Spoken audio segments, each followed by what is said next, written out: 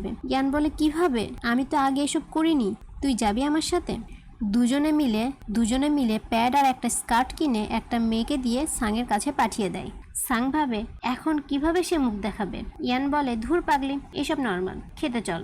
খাবার টেবিলে জু সাংয়ের অনেক খেয়াল রাখে যেন সাং কমফোর্ট ফিল করে। এরপর সাং কিছু কয়েন দিয়ে টেডি বিয়ার উঠাতে চায়, বাট মিস করে ফেলে। তখন জু এসে ডলটা উঠায় আর বলে খুশি, এবার কান্না করো না। তখন আবার সেই দিনের কথা মনে পড়ে। স্কুল থেকে বের হয়ে জু সাংকে বলে নেক্সট টাইম যেন কোনো কমপ্লেন না হয়, তাহলে সবাইকে আজকের কথা বলে দিব। সাং বলে এরপর তুমি আসবে তো আমাকে বাঁচাতে? জু বলে তার মানে তুমি আবার এরকম করবে? সাং বলে না না। জু বলে চিন্তা করো না, কাউকে বলবো না।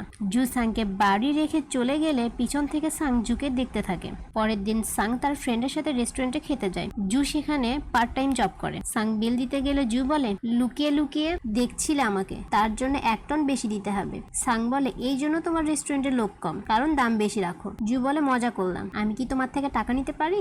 যাও। সাং বলে তুমি এখানে টাকার জন্য কাজ করছো, টাকা না নিলে কি করে টাকা পাবে?